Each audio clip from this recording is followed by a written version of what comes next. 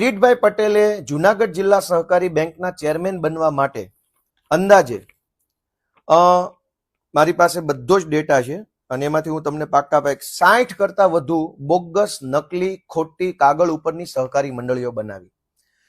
કોઈ પણ સહકારી મંડળી બનાવવા માટે આમ તો કોઈ ફિક્સ કાયદો નથી કે કેટલા સભ્યો જોશે, પણ ધારા પ્રમાણે 21 સભ્યોની એક કમિટી બને છે. 21 સભ્યોનું આખું લિસ્ટ આપવામાં આવે ત્યારે એક સહકારી મંડળીનું રજીસ્ટ્રેશન કરાવી શકાય છે. કિરીટભાઈ પટેલે 60 જેટલી બોગસ મંડળીઓ આખા જુનાગઢ જિલ્લામાં ઊભી કરી.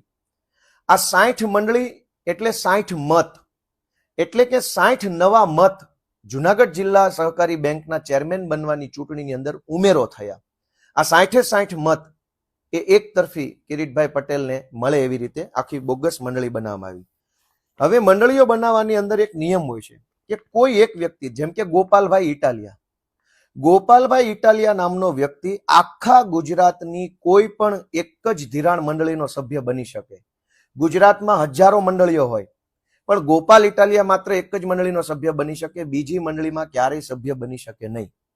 પરંતુ કિરીટભાઈ પટેલે જુનાગઢ જિલ્લા સહકારી બેંકના ચેરમેન બનવાનું હતું, એટલે એણે શું કર્યું કે બોગસ મંડળી ઊભી કરી. એક જ વ્યક્તિ 3 મંડળીમાં સભ્ય, જેમ કે આમાં લખ્યું છે કે કરકર છગનભાઈ હરિભાઈ નામના વ્યક્તિ છે.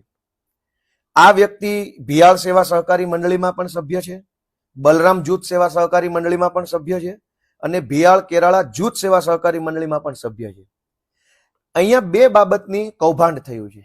એક કે એક ગામમાં ધિરાણને લગતી એક જ મંડળી હોઈ શકે, ઉત્પાદનને લગતી અલગ મંડળી, ધિરાણને લગતી અલગ મંડળી, પણ અહીંયા ભિયાળ ગામમાં ધિરાણને લગતી 3 મંડળી ઊભી કરવામાં આવી, જેમાંથી એક સાચી હોય, 2 બોગસ મંડળીઓ હોય. પણ આ 3 મંડળીમાં છગનભાઈ કરકર નામનો એક જ વ્યક્તિ ત્રણેયમાં સભ્ય છે. મારી પાસે તો બહુ લાંબુ લિસ્ટ છે, મારે બધાના નામ નથી બોલવા. ટોટલ 54 મંડળીઓનું લિસ્ટ અત્યારે મારા હાથમાં છે. આ લિસ્ટ ઉપર ફરિયાદ પણ થયેલી છે અને ફરિયાદ થઈ ત્યારે, આ બોગસ મંડળીઓ ઉપર ફરિયાદ થઈ ત્યારે આ મારી પાસે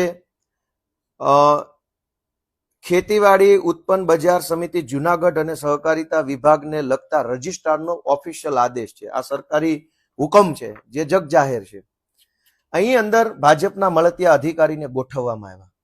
2019-20 ની અંદર જુનાગઢ જિલ્લા સહકારી બેંકની ચૂંટણી થવાની હતી ત્યારે નકલી મંડળીઓ એટલે કે નકલી મતદારો ઊભા કરવાનું આખું ષડયંત્ર ઊભું કરવામાં આવ્યું. આ ષડયંત્ર સામે કેટલાક જાગૃત નાગરિકોએ વાંધો લીધો અને આ વાંધા ઉપર સરકારી માણસે